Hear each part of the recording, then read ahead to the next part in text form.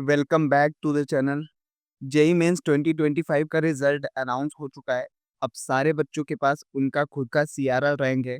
तो सबसे बड़ा जो डाउट है बच्चों का आफ्टर द रिजल्ट आउट कि भैया सीआरएल रैंक के हिसाब से मुझे कौन सा कॉलेज मिल सकता है। अगर ज और कितना रैंक चाहिए और कितना परसेंटाइल चाहिए या कैटेगरी वाइज़ क्या मुझे एनआईटी मिल सकता है? क्या मुझे ट्रिपल आईटी मिल सकता है? क्या मुझे जीएफटीआई मिल सकता है? एक कट ऑफ रैंक को बता सकते हैं पिछले साल कितनी गई थी। तो ये एक वीडियो मैं डेडिकेटेड ले आया हूँ कि general, EWS, SC, ST, PWD वाले कैटेगरी वाले बच्चों की क्या कट ऑफ रैंक जाती है एनआईटी, ट्रिपल आईटी और जीएफटीआई के लिए। वो जनरल कैटेगरी वाले बच्चों की अगर बात करें तो एनआईटी के अंदर अगर आपकी 70,000 की रैंक आई है, उस बिलो 70,000 रैंक आई है, तो आप मान के चलिए कि आप कोई ना कोई एनआईटी कॉलेज मिल जाएगा, एनआईटी में आपको एडमिशन मिल जाएगा। अगर आपको ट्रिपल आईटी चाहिए तो अगर आपकी 72,000 रैंक के अंदर आई है, जनरल कैटेगरी वाले बच्चों के लिए मैं बात कर रहा हूँ, मान के चलिए कि आपको ट्रिपल आईटी मिल सकता है। 1.2 लाख के अंदर रैंक आई है जनरल कैटेगरी वाले बच्चों को, तो उनको कोई ना कोई जीएफटीआई ज़रूर मिल जाएगा। अगर ईडब्ल्यूएस कैटेगरी वाले बच्चों की बात करें, तो उनके लिए एनआईटी के जो कट ऑफ है वो 75,000 गई है और ट्रिपल आईटी में अगर एडमिशन चाहिए तो 75,000 रैंक चाहिए ईडब्ल्यूएस कैटेगरी वाले बच्चों के लिए और जीएफटीआई के लिए 1.25 लाख अगर रैंक आई है, उस बिलो 1.25 लाख के आसपास अगर आपकी रैंक आई है, तो जीएफटीआई मिल सकता है। कैसे मिलेगा ये मतलब कॉलेज की क्या एडमिशन प्रोसेस होता है? क्योंकि बच्चे जो हैं फर्स्ट टाइम जो है जेईई मेंस एग्ज़ाम दिए हैं और इस प्रोसेस से फर्स्ट टाइम से गुज़र रहे हैं, तो उनको काउंसलिंग के बारे में नहीं पता होता है, जिसकी वज़ह से क्या होता है कि बहुत सारी चीज़ें जो होती हैं वो गलतियाँ कर देते हैं। जैसे 2000 से ज़्यादा ऑप्शंस अवेलेबल होते हैं काउंसलिंग के टाइम पे जब आप चॉइस फिलिंग करते हैं।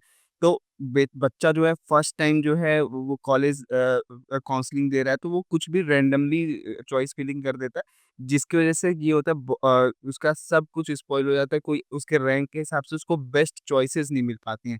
उसकी रैंक, कैटेगरी और होम स्टेट का जो भी उसका फ़ायदा होता है, वो नहीं मिल पाता। तो प्रोसेस क्या होता है कि आपके रैंक के हिसाब से, कैटेगरी के हिसाब से, होम स्टेट के हिसाब से, पहला स्टेप ये है कि आप अपना कॉलेज रिपोर्ट तैयार करें कि आपकी रैंक के हिसाब से और कैटेगरी और होम स्टेट के बेसिस पे कि कौन-सा कॉलेज मिल सकता है, कौन से ब्रांचेज़ मिल सकती हैं, कौन-सा एनआईटी, ट्रिपल आईटीज़ मिल सकती हैं कि नहीं।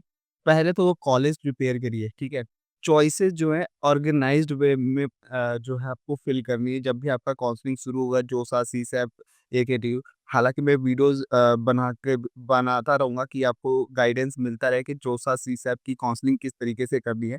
पहले तो आप देख लो कि आप इ इस टेबल के हिसाब से आप किस कैटेगरी में लाई कर रहे हो। आपकी रैंक क्या है, आपकी कैटेगरी क्या है और आपको क्या-क्या पॉसिबिलिटीज़ हैं।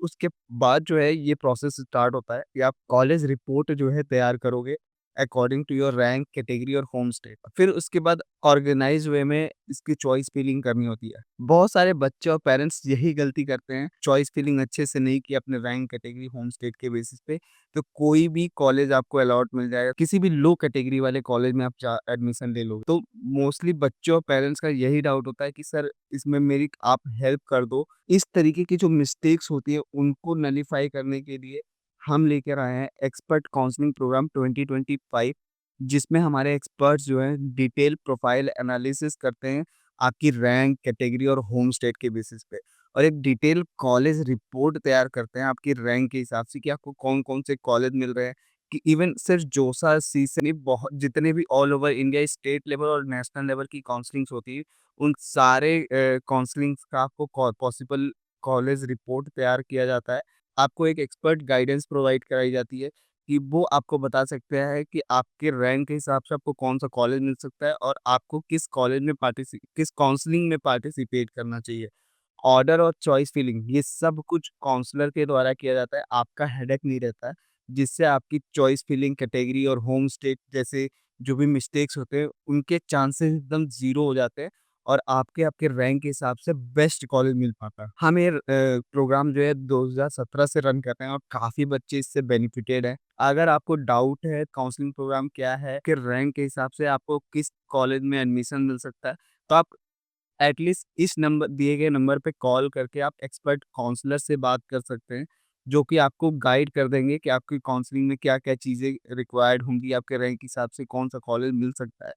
अगर आप एक्सपर्ट काउंसलिंग जॉइन करना चाहते हैं, जो कि पेड है, वो भी आप इनसे पूछ सकते हैं कि सर अगर आपको काउंसलिंग जॉइन करनी है काउंसलिंग प्रोग्राम के अंदर, तो क्या फ़ीस है, कितना फ़ीस लगेगा? ये सारा कुछ आप इस नंबर पे जब कॉल करोगे, तो एक्सपर्ट काउंसलर आपको ये गाइड कर देगा।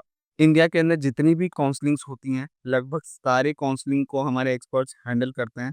तो अगर आपको कुछ भी डाउट है, अपने रैंक के हिसाब से कौन-सा कॉलेज मिल सकता है, कौन-सा ब्रांच मिल सकता है, कहाँ एडमिशन लेना सही रहेगा आपके रैंक के हिसाब से या ड्रॉप लेना सही रहेगा, आप एटलीस्ट गाइडेंस ले सकते हो। आप प्लीज़ इस नंबर पे कॉल करके एक्सपर्ट काउंसलर से गाइडेंस ले सकते हो। तो इस वीडियो में बस इतना ही, मिलते हैं आपसे अगले वीडियो में। कमेंट करके वीडियो के नीचे आप टॉपिक डाल सकते हो, मैं अगला वीडियो उस पे बना दूँगा।